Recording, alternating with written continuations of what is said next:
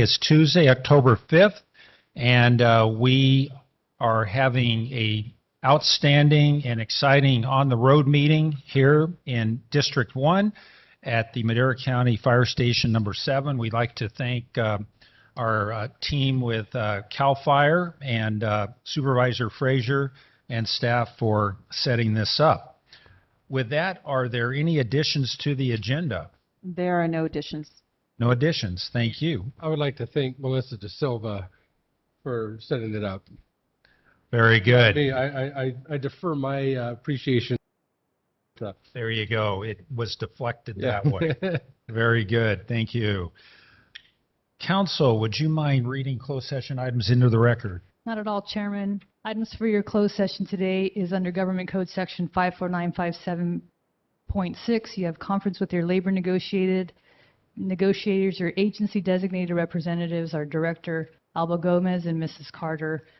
The employee organization, all units are set for discussion. Under Government Code Section 54956.9, subsection D1, there are 2 existing litigation matters, BNSF Railroad Company versus Alameda County, and also Portillo Michelle versus County of Madera. The case numbers are also listed on the agenda. Thank you. Thank you very much. Are there any members of the public who may have a comment on a closed session item? Seeing none, we will recess in a closed session.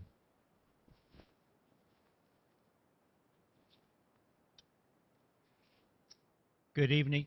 Good evening, everybody. I'd like to welcome you to a regular meeting of the Madera County Board of Supervisors. Today is Tuesday, October 5th, 2021, and we have our second on the road meeting of the year.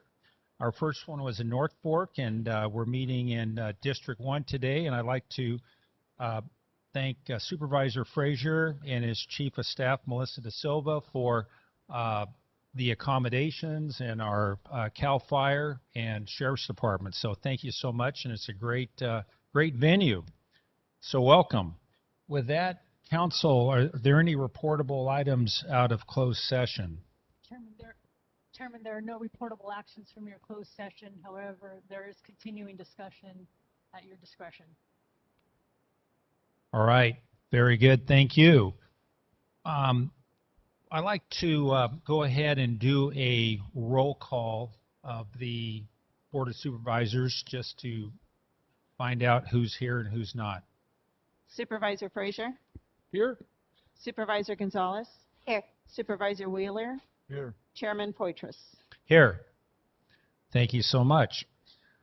Let us move on to a custom. For those of you who have not attended our meetings in the past, we open and close our meetings in memory of people that we know that have passed on, or another type of recognition. And Supervisor Wheeler, I believe that you have a few individuals you'd like to remember. Take this off. Is it working? Yep. Yes, it is, huh? Been a rough week. Had 3 people pass away from COVID and 3 people pass away from cancer. So it's just like I said, it's been a rough week. First one I really want to talk about was Joe Hutchins. Her and her husband JT. They came out here from Arkansas in probably about 1957 or 58, and been in North Fork ever since. Their son and my son went to Sierra High School. Went from kindergarten to graduating from Sierra High School together, and she passed away last week. Great lady. And then Jolinda Thomas. A lot of people know her. Some of our staff knows her. She had Cornerstone Counseling up in Oakhurst, and very young and outgoing, and they actually used to live in North Fork too, and she passed away last week. A new person that's been in town for a few years, Doug and Sue Higgins.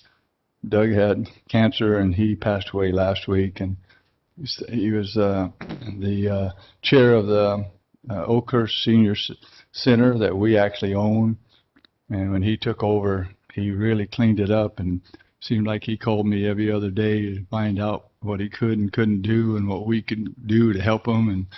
And he really got the Oakhurst Senior Center going pretty good. George Stillman, he was the president of the Sierra Ambulance up there in Oakhurst, and he passed away this week also. Another great man that done so much for everybody. He did a little bit for everything, but he really helped keep Sierra Ambulance going, and he will be missed. Danny Tift from North Fork has made Ann Goodwin in town. His brother-in-law, Kenny Goodwin, they own Goodwin's lumberyard in North Fork. It's been there since the 40s. And he got cancer, and he didn't even know he had it, and he went to get a checkup, and he was gone just in a couple of days. It was just bad. And then Rayford, in Nelson, I put down Peterson. He's from O'Neill's North Fork. His grandpa, Willard Nelson, we got actually a monument in North Fork about him, all the stuff he did for everybody up in town around our area, Madera County. He was a father of home rule, and this is his grandson. He passed away. And the other one, a good friend of mine, Dave Smith, he works for the Forest Service, and he got a hold of me day before yesterday and said his sister had passed away and from COVID, and she got it and was gone, he said, just in a week or just really soon. He said he could not believe it. So, and then maybe a lot of you know Matt Marco. He is a retired deputy sheriff here in Madera County. He lives in North Fork. He actually ran for sheriff one time, and he's in the hospital right now. So I just want to, everybody pray for him. And he's got COVID, but he also had his shots. But one of his family members didn't have the shots and brought it up to him and his wife both. But he's doing better. I texted him this morning to see how he's doing. He says he's doing a lot better, and he hopes to get to come home in a couple of days. So anyway, it's been a rough week for me. These are all special people. And All right. Thank you, Supervisor. Supervisor Frazier. Yes, thank you. Sorry, Tom, for all of your losses as well. I just wanted to open and close in memory of Alice Ramirez, long-term Ranchos resident, played football with her son, JP, and she was one of those ladies that was mom to everybody. Just a wonderful woman, passed away on September 23rd, and just want to hold the Ramirez and Cortez families in our hearts and minds right now.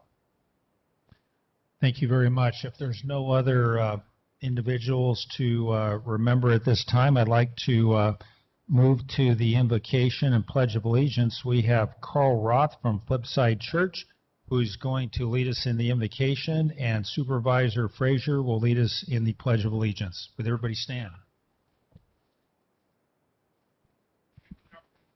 First, I apologize for my attire. I said I'm always willing to pray, and so I welcome the opportunity. But I also said I coach football at Liberty High School, and I'm in the middle of our practice, so I came out to do this, and I got to get back to practice. So that's why I look like I do, and you look like you do. Thank you for inviting me here, and you asked that we would pray for those families, and we certainly will. But join me in prayer for this meeting. Thank you for having me. Father, thank you for the opportunity to be here in this moment. Thank you. We just draw our attention for a moment back to those families that are grieving. And I ask that in the name of Jesus that you would comfort them, that Holy Spirit, you would draw yourself to them in a way that they would understand and give them a peace that passes understanding. And I pray that we would realize that while we are here in this earth, in this moment, that we're here for a purpose. I pray that you draw our minds to what it is your purpose is for life.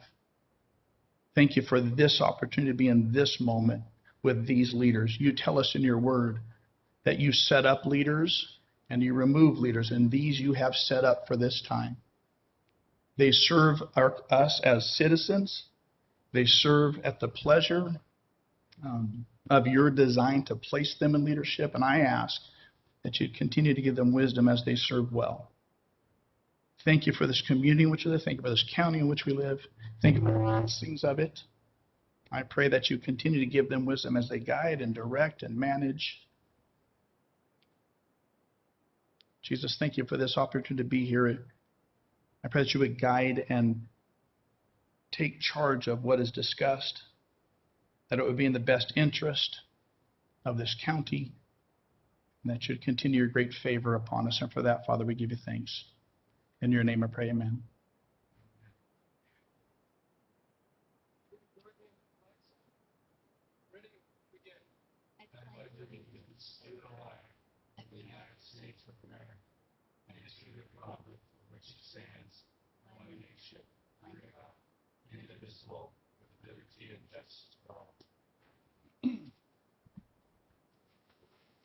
Sorry, Carl, we thought that practice would be canceled because of the air. Yeah. Now go make Wyatt run some laps. Yeah, it's the AQI is only 210 right now, so it's pretty good. Yeah. All right, so let's move on to the public comment portion of our meeting. As a reminder, the first 15 minutes of each regular session are set aside for members of the public to address the board on any matter under the jurisdiction of the board, but not appearing on the agenda. The board will not take action on any items presented under public comment. Speakers are limited to 3 minutes. Anyone addressing the board is asked to print their name clearly on the speaker sheet at the podium and state their name and county of residence for the record. So if there's anybody who'd like to provide that public comment, go ahead and come on up. I just want to make one recognition. Here in the audience today, we have a board member from Golden Valley Unified School District, Andy Wheeler. Thank you so much for being here today.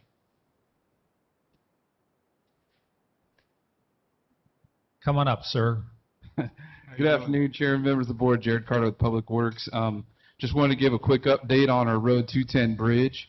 If you remember at our last on-the-road meeting, we announced that we had to close that bridge due to the structural integrity and the safety issue. Our crews have been working feverishly to get that repaired. We were able to partner with one of our local businesses here to get a beam fabricated to put under that bridge, which should be ready tomorrow afternoon. And our crews will be picking that up and should have that bridge open by the weekend if everything goes well. So just want to give you an update on that and just recognize Phil and all his crew. Phil's not here because he's on his way to Idaho for a hunting trip, but it's okay. We got it covered. Yeah. Good. Good. He's not working feverishly, huh? But somebody else is. Very good. Well, thank you. Any other members of the public? Hello, good afternoon. I'll make this very brief. My name is Nathan Brown. I'm a resident of Fresno, California. I'm a Republican running for Congress in the 16th District in 2022. I'm excited to be here in the neighborhood. The growth here has been amazing, and I look forward to hearing the issues here in the county of Fresno. Thank you. What are you running for? Running for Congress in the 16th District in 2022. And I know it's just a bit north, but we're County of Madera. Fresno. Oh, sorry. I'm from Fresno, but I'm happy to be here in the County of Madera. Too bad. All right. Very good. Thank you.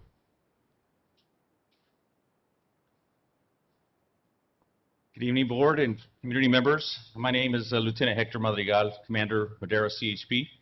And I'm here to talk to you about Madera Regional Campaign Against Impaired Drivers Grant that CHP Madera received. This grant is from the California Office of Traffic Safety through the National Highway Traffic Safety Administration, and it's specifically to enhance enforcement patrols along state routes in Madera County and major arteries in the county roads to help combat impaired drivers and reduce fatal accidents and injuries on our highways.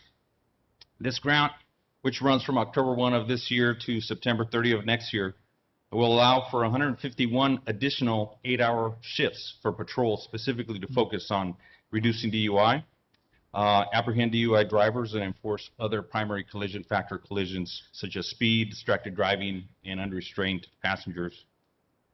There's an additional 160 hours will be focused to providing education and awareness within the community at schools, community events, and also through our social media outlets. In the last 5 years, tragically, since 2017, there have been 90 fatal crashes in CHP Madera's jurisdiction with 112 victims.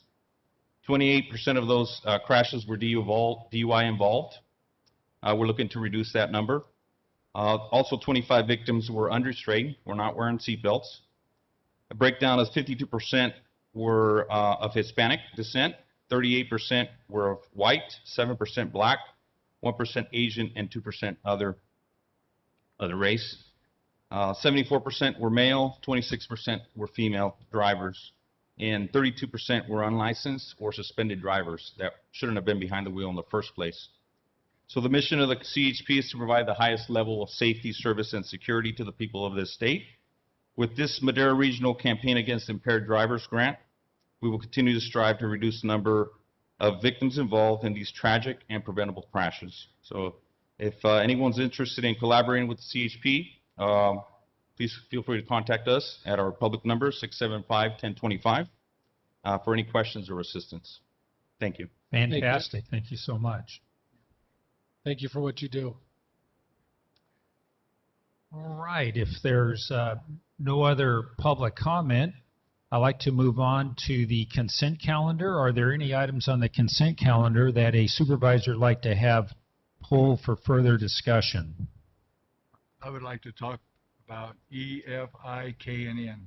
E, F, I, K, and N. Okay. I have a comment about item Z, as in zebra. Z. Okay. Zebra. Very good. So let's go to item E. This is the reaffirmation of the local emergency and local health emergency. Yeah, I just, Supervisor, I think you just need to. oh, no, I'm sorry, I'll take it off, yeah. Is that better? Yeah. Yeah, I just, I wanted to talk about this because extending our COVID, local health emergency, I just really think it's time.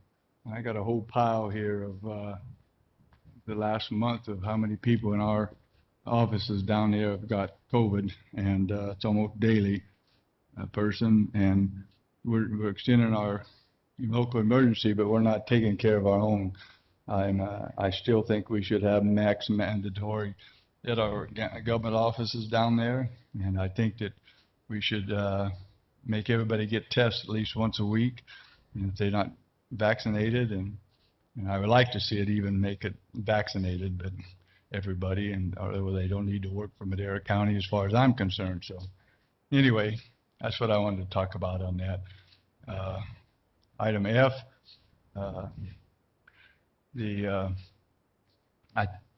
I actually talked to staff on this today, and I was just wondering how come, I think when we put this on agendas like that, we need to explain to the people that this is money that we're owed, from last year's census taking, and that it's not very clear in the backup on it as far as I'm concerned. And I just wanted everybody to know that $107,000 going to the Madera Coalition of Community Justice is for the work they done last year and nothing to do with this year.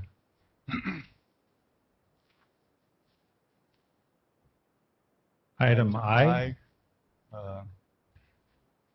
It seems like every time we turn around, we got more money to help the homeless, and I still haven't seen what we have done in the long run to help get more rooms for our homeless. I know I've been working my tail off.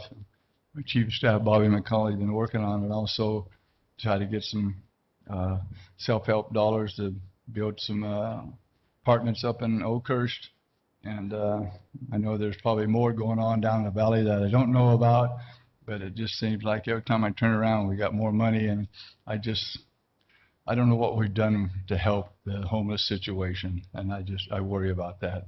'Cause I know there's a lot of money coming in, a lot of money came in, and I know there'll be more coming in. So item K, I just thought that was a great deal. It's really good. The emergency medical service for our $70,000 for that. So I think our CAO will sign that very easily. So thank you for going and getting that grant. And then the probation department,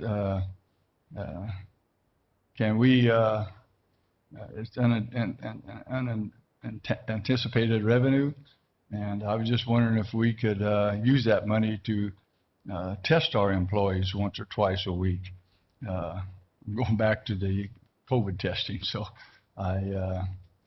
it's COVID emergency supplemental funds and $113,000, and if we were running short of money while we're not testing our employees and checking them when everybody comes in that office down there, it just worries me every time I go down there that I might touch something or see somebody down there and they give it to me. I'm not the youngest duck on the world, so, and I don't want to get it like my friend Matt did, and he's in the hospital even though he had his shots just like I have. So I think that was my last one, boss. Okay, Yes. very good, thank you. And then we have item Z. Thank you. I just wanted to thank staff for bringing this item forward, this much-needed project. We don't get a lot of participation from the people in the Parksdale area in our regular meetings, but we certainly get the calls in our office. So I hope that this board approves item Z, and it's much needed and much appreciated by the people in the Parksdale area. So thank you, staff. Much needed. I heard Supervisor Frazier wanted to pull Z and reallocate it. No, that's great. Thank you so much. And with that, if there's no other questions, are there any questions from the public? We have a public member rushing up here. Thank you, Chairman Matt Treber, Chief of Development Services. And I do apologize, but I would request that the board pull item R. That's a master list of qualified. We will be bringing that back for consideration next board meeting. Very good. Move to approve pulling R and keeping Z in, despite what the chairman said about me. I do care about the Parksdale area. I'll second. All right, we have a motion and a second with the aforementioned amendments. Roll call vote, please. Supervisor Frazier? Yes. Supervisor Gonzalez? Yes. Supervisor Wheeler? Yes. Chairman Poitras? Yes. Vote passes 4-0. Thank you. Moving on to discussion items. This month, we want to recognize October 2021 as Domestic Violence Awareness Month. And to talk about domestic violence awareness is none other than Maddie Mendez, the Executive Director of Community Action Partnership in Madera County. And she is bringing her friends, her colleagues, and those who are co-laborers in the battle. Thank you, Mr. Chairman. Good evening, members of the Board of Supervisors. Maddie Mendez, Community Action Partnership of Madera County. With me today, I have the coordinator for victim services. They are led by Jennifer Coronado, who could not be with us tonight, but these ladies are the specialty advocate and the advocates for domestic violence. CAPMC receives funding for domestic violence of a little over $500,000. With that Cal OES grant, we provide services at our shelter and pay for our staff.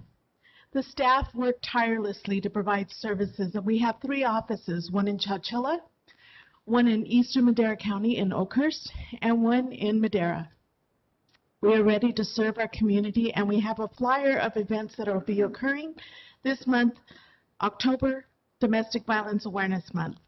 We will also be having a special event on October 21st that is going to be Domestic Violence Awareness Day. We ask that the supervisors wear purple on that day to bring awareness, and we will have a Facebook Live event, and hopefully it will be facilitated by our supervisor Gonzalez. And so we are here to thank you for the proclamation, thank you for the recognition, thank you for the support, and we also want to thank our partners, Department of Social Services, Behavioral Health. We couldn't do this without law enforcement, from probation to our law enforcement agencies and our DA's office. So thank you, everyone. Thank you very much. Are there any of my colleagues that have any comments? Great. I just want to say thank you to the staff over at Victim Services. Back in 2005, I was an advocate, and had the privilege of working with Mary. And so just the things that you hear and see are so traumatic. And so I commend you for going to work every day. And there's a lot of agencies, including a lot of agencies within the county, that rely on you heavily. And you're not always recognized for that. So I truly appreciate the work that you do. So thank you. I appreciate that. Thank you, Supervisor. Excellent, outstanding. Are there any members of the public who have any comments regarding this item? If not, you talked about a proclamation, and guess what? We have one to give you. So what we'd like to do is to have you gather here, and we'll join you, and we will present the proclamation. Okay.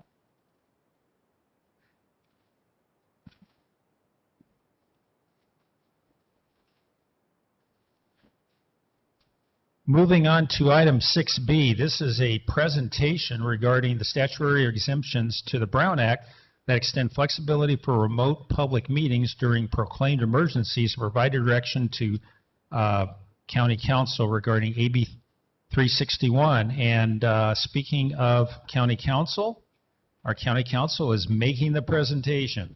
That's right. Thank you, Chairman and members of the board. I have a PowerPoint. Is that just me? PowerPoint slide I'd like to put up that's also in the backup.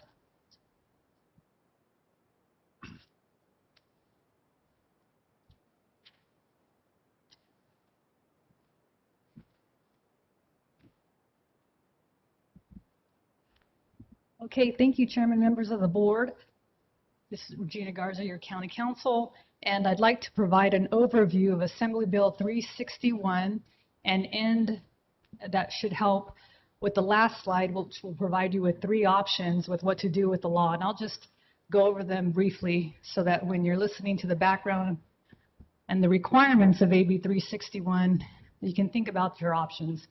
First option is to fall back on what I would call the old Brown Act rules, where you are physically here, and if you're going to teleconference or attend remotely, there are some requirements that are needed both on the agenda and where you'll be attending.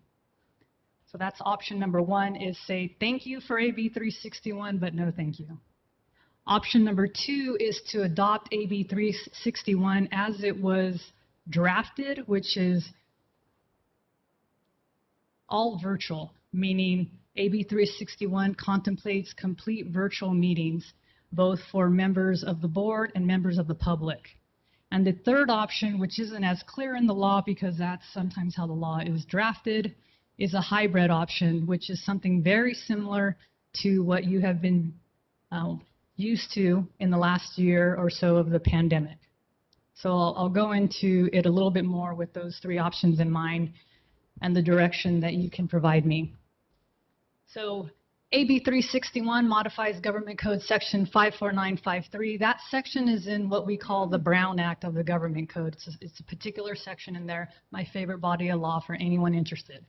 And what that section says is the general rule that you already know, which is you should be here in person, the general rule that teleconferencing can create a Brown Act meeting, meaning if the board members are spread out and they are teleconference virtually, audioly, or by audio, then you create a meeting. That's the old rule. So what AB 361 has modified that.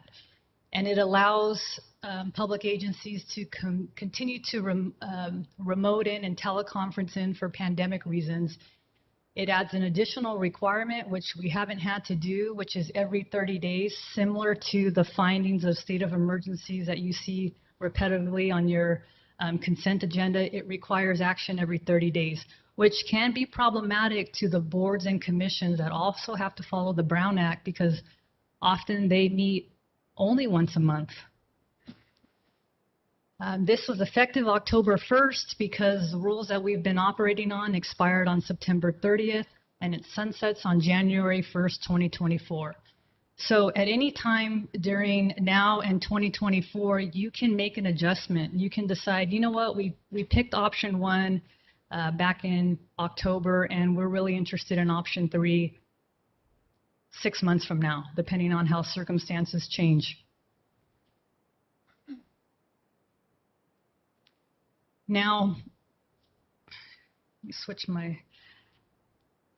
Now, AB 3631 requires findings, and I want to focus on 1 and 2. Number two, I would like to focus on numbers 1 and 3.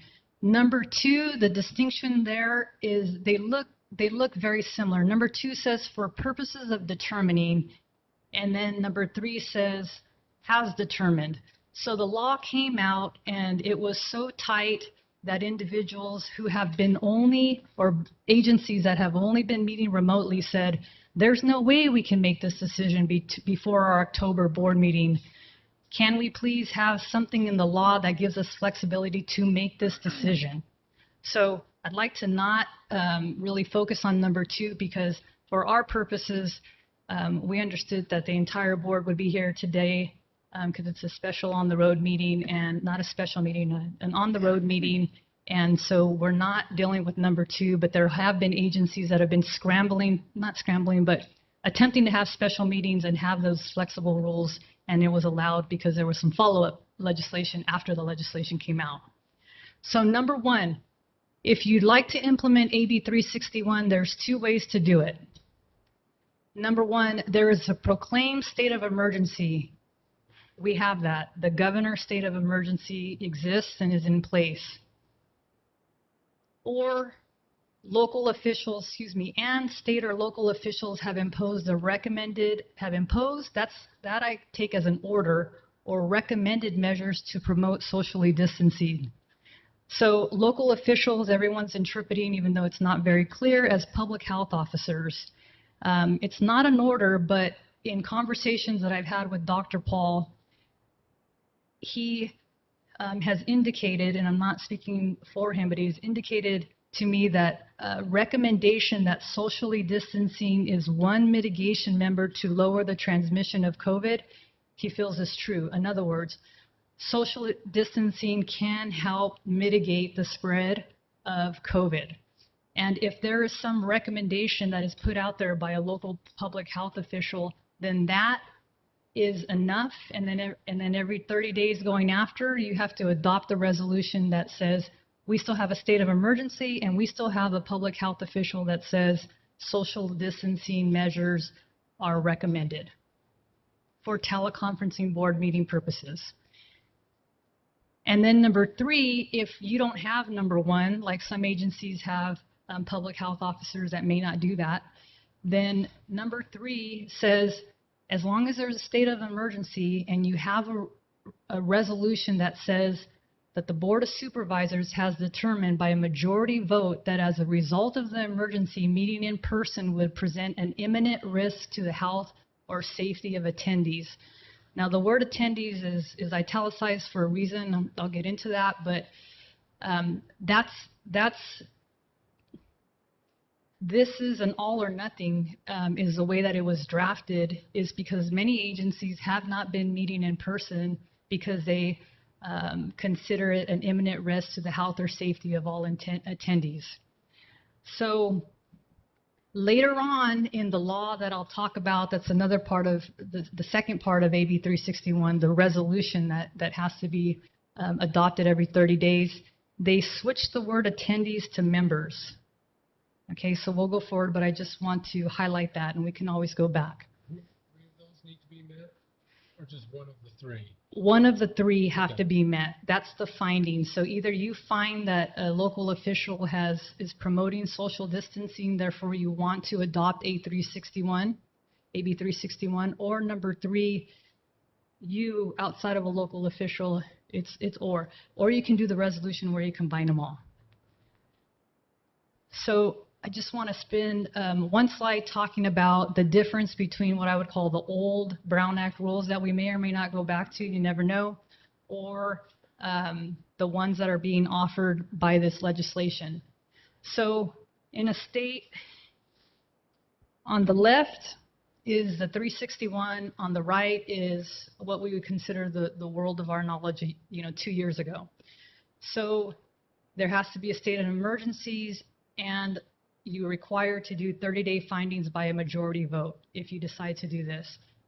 On the other side, you don't have to do anything in terms of resolutions to adopt the option to teleconference in if you need to. AB 361 would require us to identify a call-in option or an internet-based service option to attend and comment. Probably not a major hurdle for us because we're already doing that. But would be an absolute requirement. Right now, it's a courtesy and a long-time practice of the county. In the old rules, you have to post the teleconference locations, meaning the address of where a supervisor will be, and identify each teleconference location by address, meaning wherever you are, a hotel, your residence, it needs to be on the agenda. Under AB 361 jurisdiction, it's silent. There's no requirement to provide a physical location for public attendance or comment. Under the old rules, if you want to allow teleconference, the supervisors, a majority have to be within the county's jurisdiction. Public comments, under AB 361, you must accept comments virtually in real time. Again, that's how we've been operating, but then it would be a requirement to continue the relaxed teleconferencing or the relaxed Brown Act rules. Old rules, members of the public are allowed to address the board at each teleconference location. So on the agenda, there's somebody's home. We're required to allow those individuals to speak to the board there. Usually it's just a cell phone, and the supervisor and the member of the public get to communicate back and forth. Public comment. As mentioned, you were required to accept comments virtually in real time, and I think I just went over that. I'm sorry. Location access. There's nothing that would be required because there's no physical location for attendance or comment that would be required. Under the old rules, the teleconferencing locations have to be accessible to the public. They need to be able to access those remote locations.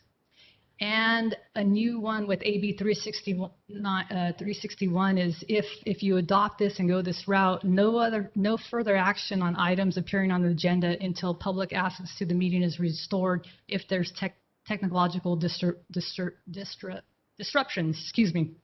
So if the internet goes out, a lot of times this board, or I have seen this board take a break to get it restored as again a courtesy and public participation and transparency. We would not be allowed to continue after a reasonable amount of time until that is restored. So different than before. Now I'll just circle back quickly. There's only a few more slides, but I'll circle back quickly to just mention a little bit more about public comment. There's a few other things with AB 361. Like the old rules, you can't require comments to be submitted prior to the meeting. You can still allow for comments to be provided in advance. You have to accept written public comment until the comment period is formally closed. You have to accept registration or sign in and recognize the public through the comment period. If you have timed public comment, some agencies have a timed public comment at the beginning for general and agenda items and non-agenda items. If you have that, you can't close it early. That's not how this board operates. It's not timed. There's a comment period provided for each agenda item. You have to allow a reasonable amount of time per agenda item and include time to register and log on and be recognized virtually. And again, with the technology disruption, no action, no votes, maybe some discussions, but no action. So a few different things in terms of public comment that would be implemented. The 30-day renewal that I mentioned, depending on 1 or 3, either way, every 30 days a resolution needs to come before this board to say 1 or 2 or both. The state of emergencies continues to directly impact the ability of members to meet safely in person, or state and local officials continue to impose and recommend measures to promote social distancing. Now, if you remember, the initial findings here talked about attendees, and this one here talks about members. The legislative office that drafted it said that they could have been more precise, and it was an oversight, and their attendees refers to both members of the public and members of the legislative body, and members implicitly refers to both as well. So we're supposed to interpret those words to mean the same thing, the legislative body and members of the public, even though it's not very clear. Legislation from California wasn't very clear.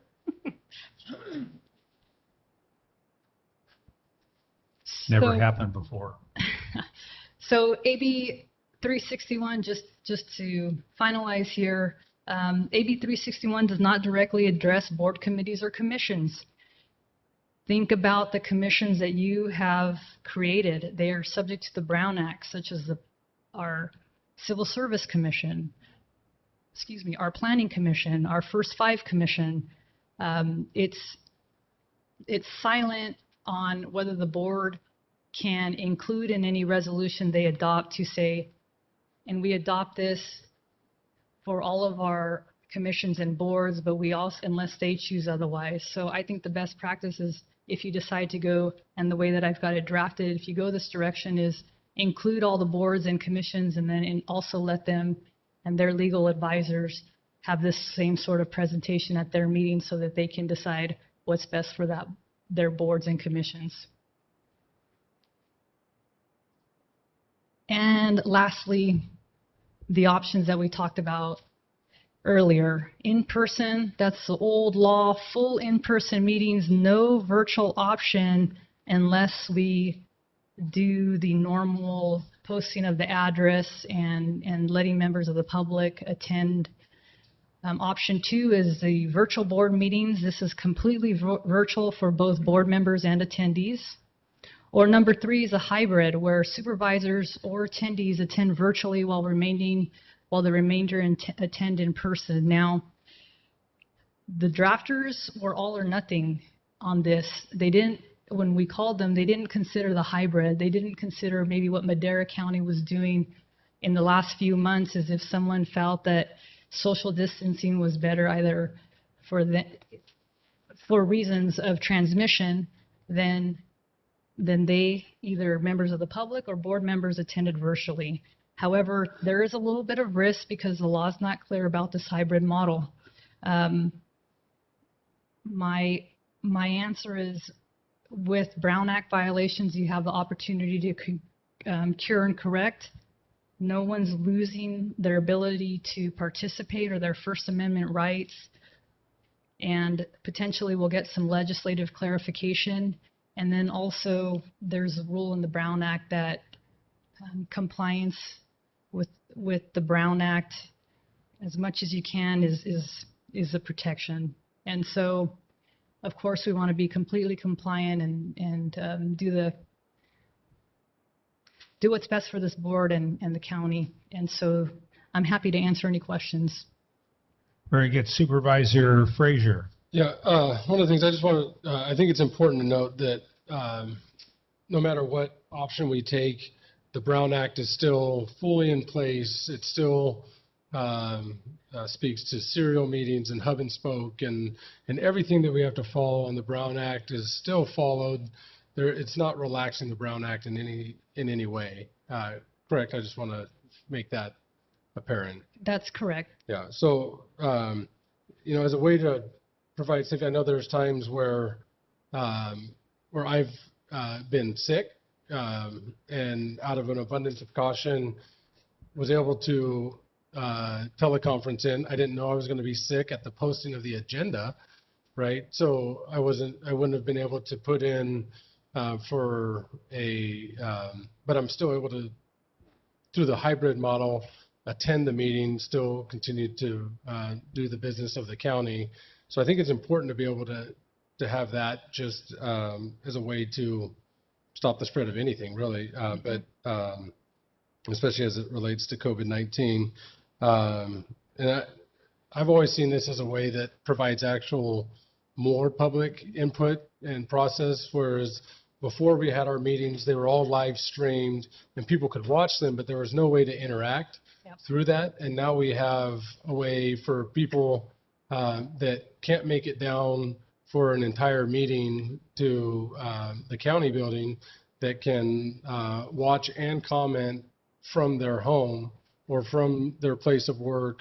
So I think that it actually creates more public engagement, more public input, more transparency, more guidance from and oversight from the public. So I don't like anything that just tells us we have to do one or the other. So when we're ready, I would move that we go with option 3, the hybrid model, continue what we're doing. Most of us still attend in person. We still have people that are able to attend in person. There is a big difference between a lot of people aren't worried, and there's a lot of people that are still very worried about what's going on. So if we take it away from how we've been doing it in the past or in these past couple years, it's going to limit a number of people if we went to all in person. And then some people don't like to attend like that. They want to see, like I'm personally like that. So I'll move approval of the option 3 hybrid model when we're ready. Option 3? Yeah. I'll second that. Okay, are there any other comments from my colleagues?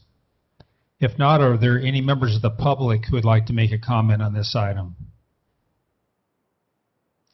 Seeing none, Supervisor Frazier, you said when the time comes. Is that the time? The time is here. Move to approve with or giving direction for option 3, the hybrid model. And would we want to bring that back for some legislative update to send that to them for some clarification? Second. We have a motion and a second. And Roll Chairman, call vote. Yes. just to be clear, that's to give me direction to bring back a resolution that includes the findings. And would you like me to include the recommended measures for social distancing and also talk about imminent risk or health of safety to attendees, or fall back on number 1, which Dr. Paul is happy I think if we just had the findings as and or, Okay. So that whichever one fits that definition, then we can have that, and so we don't box ourselves into all of them or some of them. And I think that would be, is that Yes, legal? that's the way it's drafted currently, and if it's the board's direction, then we'll get that on next Tuesday's agenda, with the understanding, unless we want to go with number 2, that you would need to be here in person because you need to adopt that resolution, and actually we'll have number 1. So I'm going to put it on the agenda for the next meeting, and we'll be fine, and I'll send out a clarifying email. But I have the direction, have it ready for next Tuesday. Okay, so you have direction without a vote. I do. Okay, very good. Thank you. You told me it was time to make the motion, and now you're taking. I know. Well, actually, it was our council who took back, and Tom even jumped in there with a second. But it just shows you that we have a council that's way ahead of the game and doesn't need to have a vote. So there you go. Good call by the chairman. In fact, I heard her say, "I don't need no stinking vote." So, all right. So let's go to 6C, new fire engine. Whoa, nice. Is that Matt Watson? Matt. It's Assistant Chief Watson. No. Thank you, Chairman, members of the board, Matt Trieber, Chief of Development Services. So I also have our Battalion Chief Combe and Captain Renault as well with our fire department that'll be able to answer any specific questions on the type of equipment on this. But this is an item, and apologize, we should have in here new fire engines. It's plural. So this is to authorize the acquisition and purchase of 2 new Type 6 fire engines, and the Type 6 is parked out here closest to this building. That is a Type 6 engine. This is 100% paid for by development as conditions of approval.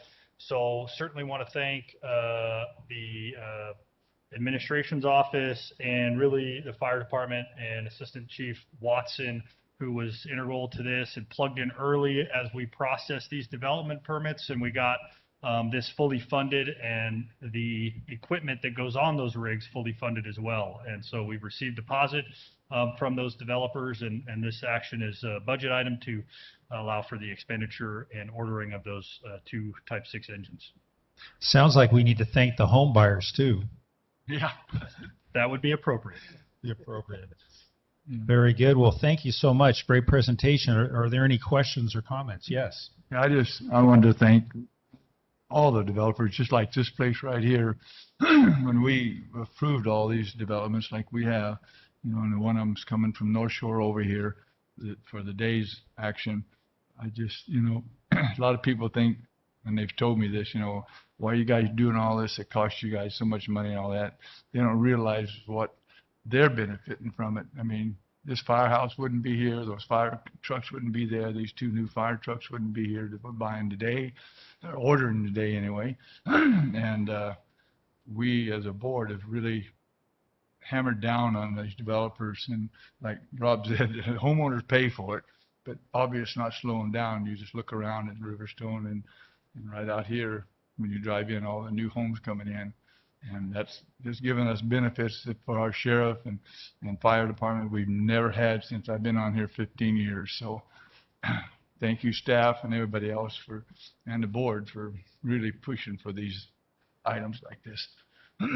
Very good. Any other comments? If not, are there any comments from the public? Hearing none, I'll bring this item back for action. Second. We have a motion and a second. Roll call vote, please. Supervisor Frazier, Yes. Supervisor Wheeler, Yes. Supervisor Gonzalez, Yes. Chairman Poitras. Yes. Vote passes 4-0. Excellent. Fantastic.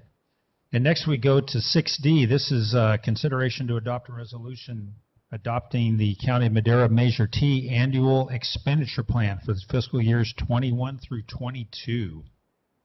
Yes, good afternoon, Chairman, members of the board. Jared Carter with Public Works. Also, Andrea Saldate, Deputy Director, is here as well. This item is for the adoption of our 21-22 Measure T annual expenditure program. Wanted to quickly take the opportunity as well to highlight some of the Measure T stuff that we've been working on, specifically some things that are on the list here of projects.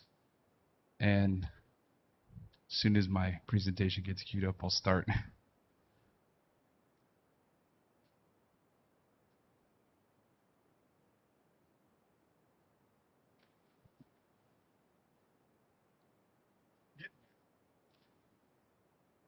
Testing technology today for sure.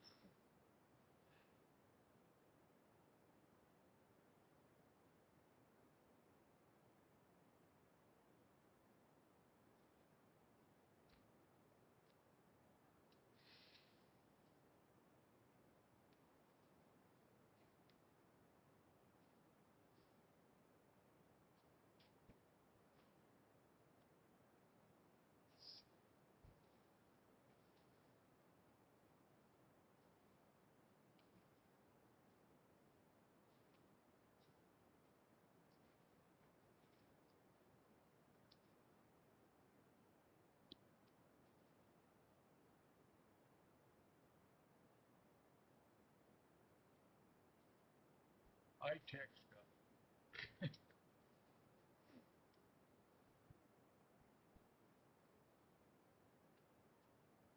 Yeah.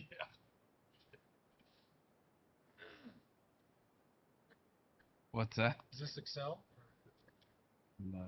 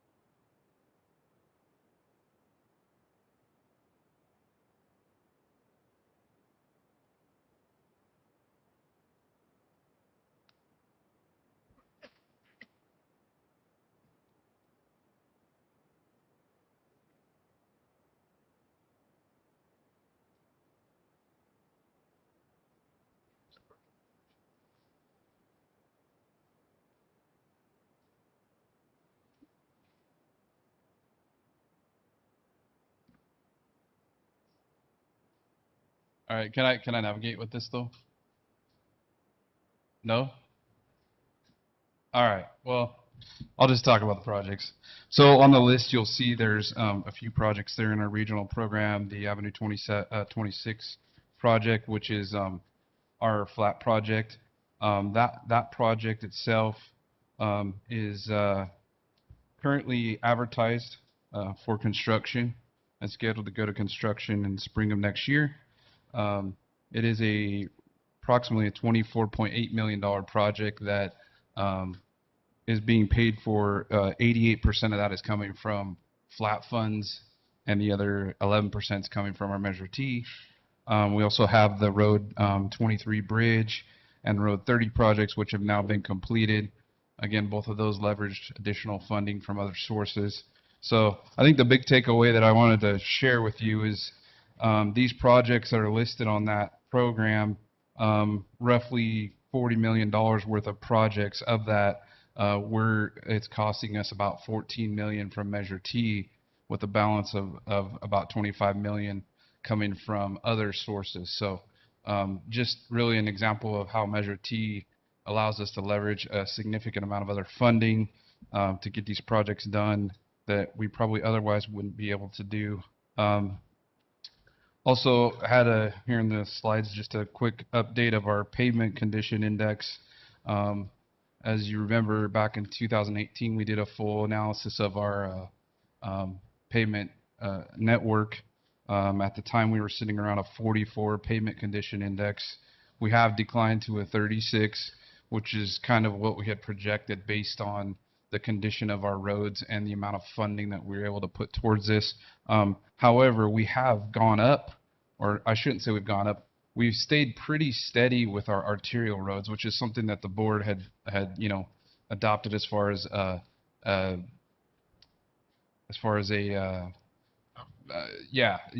priority was to focus on our arterial roads. And so you can see there in the graph chart that's in the presentation that it's only dropped about 4 PCI points, which is not bad considering, we've got over 1,500 miles of roadway that we're trying to maintain. So we are in the process right now of finishing up about 23 miles of roadway rehab that we've been doing over the last several months, including some stuff out on Robertson Boulevard, Road 16.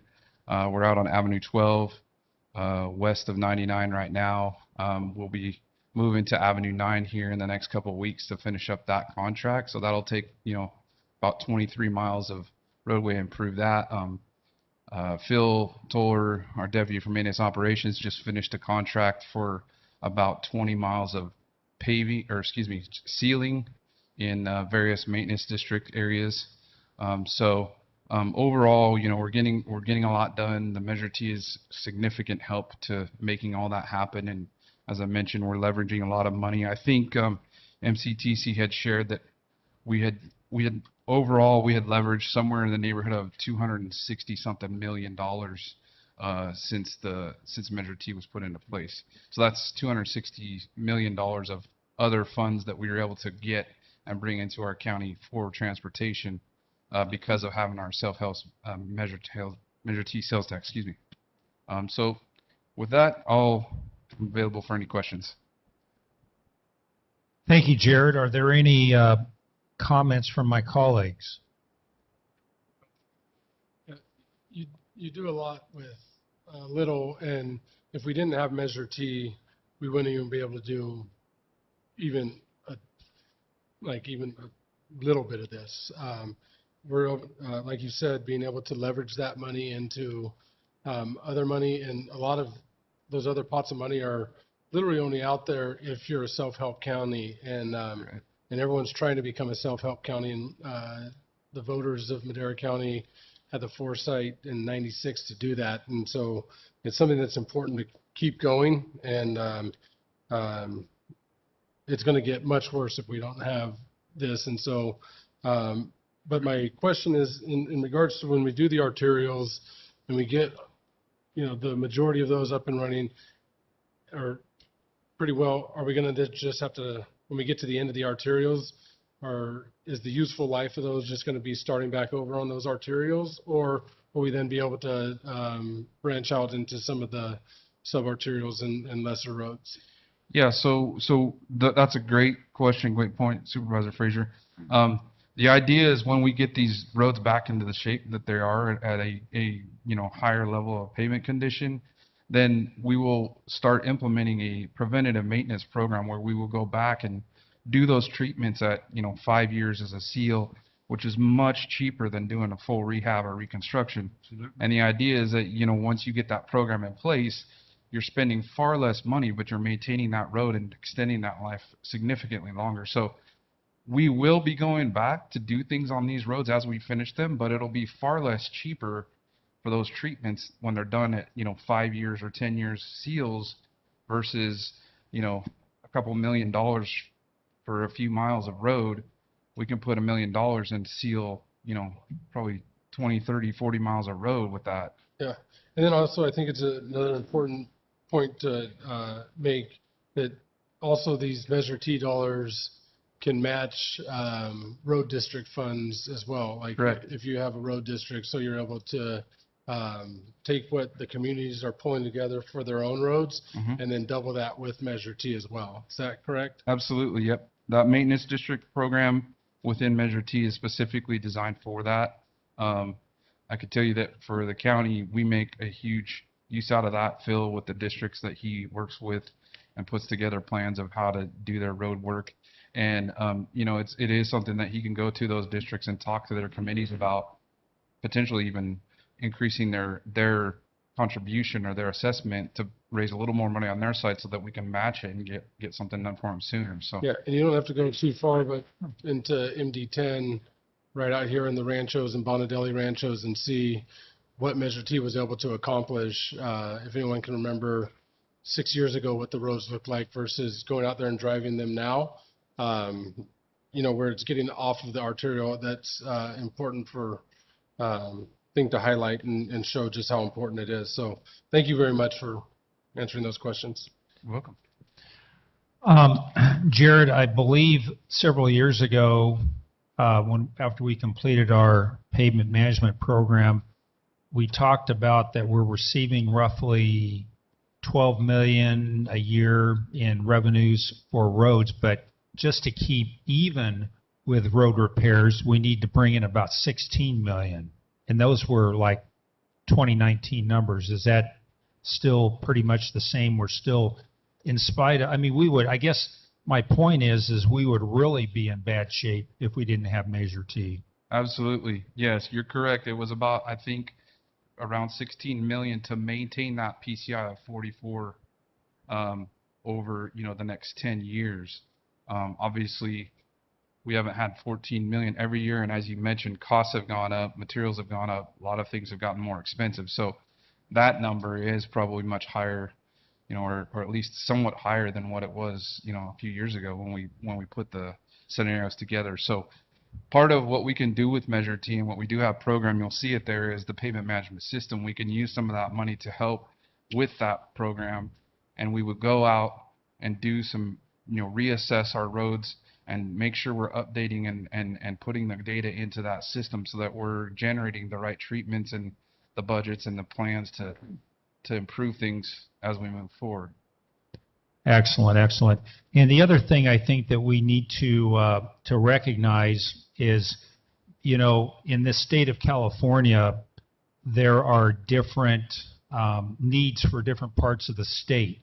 If you look at our high-density population areas, the Bay Area, to a lesser extent, Los Angeles, that's more suburban, less high density, your transit and some of these other methods of transportation are more important because you can get that mass of people to help pay for a transit system that is, that can actually supply buses in a regular basis when people need them. But here in the San Joaquin Valley and other parts of the state that are rural, our roads are so important, and that's the biggest thing that we can do for equity for our communities, because the transit systems would never pay for themselves. We could pour so much money into transit systems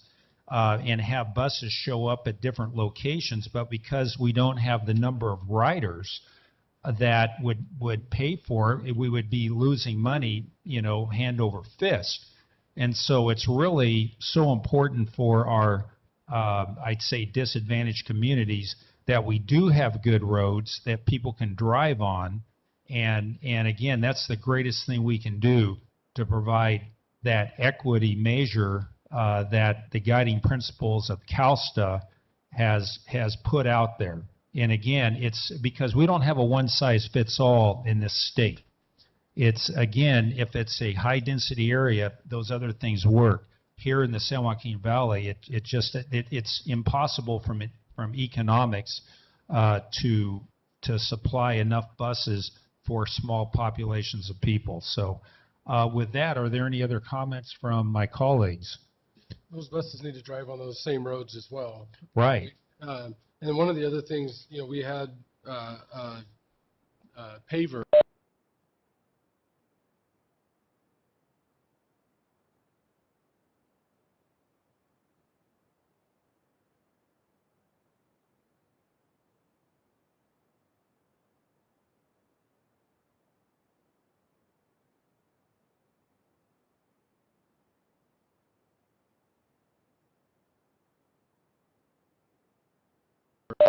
Yeah, Supervisor. So I think what you're mentioning is, I think it's SB or AB 720, which was passed a few years ago, basically limiting the amount of force account work that an agency can do with their own forces based on, really in a simple way, based on how much money you contract out for services, and there's a certain percentage that you can only do with your inside forces, which, again, as you mentioned, we have a paving machine, and we would love to be sending that thing down the road every summer, all summer long, and probably could do it a little bit cheaper than a contracted,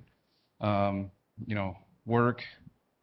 Fortunately, with 720, we do have limitations on that. So it's kind of a thing that sort of hamstrings some of that work that we're able to do. But we're trying to work some things out to maybe work some things around to get out from under that, or at least make it to where we can get some more work done with our crews and get them on the paving machine in the summertime, because it will go a long way. Yeah, the cost to contract it out, what we could do for a mile for that, we could probably do 5 miles with our own force. Yeah, absolutely. And quite frankly, it's, the contracting business, at least from what we've seen, is very busy. So, we don't have a lot of people responding to projects if they're not. And I usually don't like to be in competition with the private sector, but when I'm talking to those contractors and they say, well, we can't even get to it anyway, doesn't matter what you pay. And in the meantime, our citizens are the ones that get hurt by that. So, Yeah. but thank you. Okay. Yes. I just, a lot of people don't realize also on Measure T, the matching dollars we have for special maintenance, road maintenance, special districts. We've used that quite a bit in the last 3 or 4 years, and it's, they wouldn't even have that money, extra money, to have that matching dollars when they come up with their dollars, the special district, to fix their roads. Measure T, we can match some of those 50/50, so that's another benefit that we got to really advertise and show people when we get ready to repass this, so, so important. Very good. Thank you. Are there any members of the public who wish to make a comment? Move to approve. Hi, I good believe that there might be somebody. Yes, Gerald.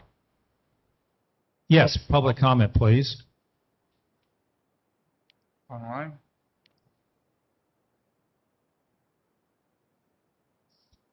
Hi, good evening. Could I make a comment from Webland? Yes. Okay, thank you. Hi, good evening, Mr. Chair and members of the board. This is Madeline Harris from Leadership Council, and I just want to provide some comments on the expenditure plan and request some clarification on the agenda packet. So first off, I didn't see any projects on the list of projects that would incorporate the public transit improvements or too many efforts to reduce vehicle emissions. And I know that air quality improvements are one of the goals of the expenditure plan, so concrete and measurable air quality improvements should be included in each project on the expenditure plan. And then secondly, I wanted to comment and ask some clarifying questions about the plan with regards to the public transit and environmental enhancement programs. I know each of these are 2% of the total Measure T funds in the current expenditure plan, but this is the second consecutive year that I'm not seeing the proposed annual expenditure plan include projects that can be clearly tied to either of these programs. And I wanted to clarify what the match is on each of those programs in the agenda packet and how that will be used. Would these funds be used for transit and environmental enhancement in the coming year, or are you proposing to use funds from the transit and environmental funds for roads? And then in addition to asking for that clarification, I want to remind the board that the list of transit and environmental enhancement projects that we've continuously elevated to MCTC through the unmet transit needs projects is a list of projects that residents we work with want to see get addressed, as well as the Gavinia mobility study, which still needs to be implemented. And I know Supervisor Frazier has recently met with folks in the community about that.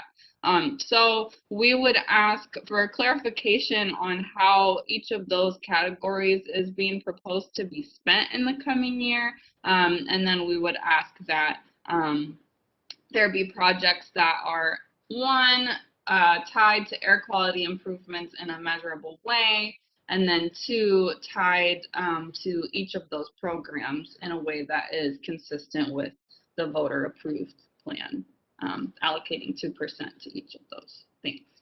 Okay, very good. Thank you. And we will have staff reach out to you with that information. Are there any other public comments? Seeing and hearing none, this is a resolution to adopt so I'll accept a motion for action. Move to approve. Second. We have a motion and a second. Roll call vote, please. Supervisor Wheeler, Yes. Supervisor Frazier, Yes. Supervisor Gonzalez, Yes. Chairman Poitras. Yes. Vote passes 4-0. Very good. Thank you. Jared, thanks for the great report. Yep. Moving on to pending legislation, are there any items that staff has that would represent something in that category? Nope. Okay, very good. I'll answer that. And let's go to supervisor reports. I'll start to my right, Supervisor Frazier. I just wanted to thank everybody for coming out and enjoying this on the road meeting out in District 1. Thank you for having it here, Chair. And just want to thank the staff I know these aren't the easiest meetings to do, but you always do such a great job putting it together, and they're getting more, it's like they're more professional every single time. That camera up there is awesome. But thank you to everyone that put this together. Thank you very much. And Supervisor Gonzalez, Nothing to report. Supervisor Wheeler. Nothing to report. Okay. I'd just like to mention, I'd like to thank my Chief of Staff, Nick Salinas, for leading the charge on this year's Old Timers Parade for the first year in Madera. For the first year in like 80 years. It was canceled last year, and it was started up again. He would be here this evening, but he's attending class for his Master's of Public Administration. I'd also like to mention I attended the RCRC meeting last week along with Nick and our CAO, Mr. Varney.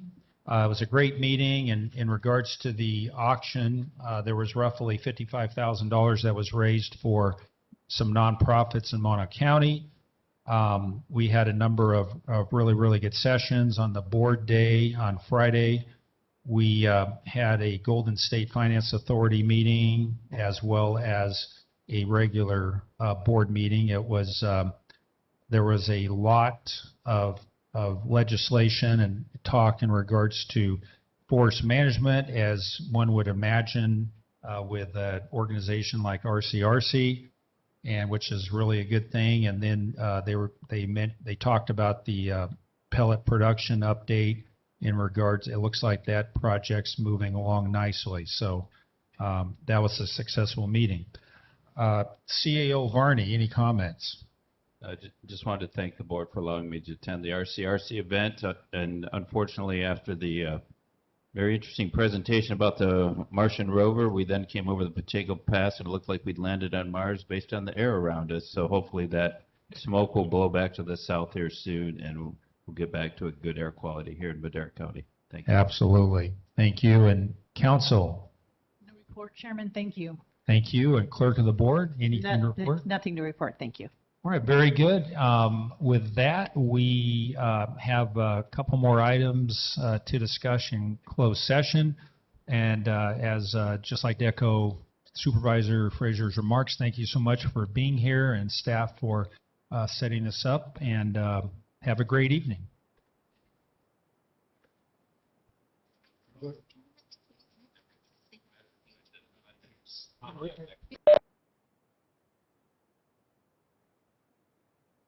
Reportable items. There are no reportable action from your closed session, Chairman. Thank you. Very good. Thank you very much. And we will close the meeting. Everybody have a great evening.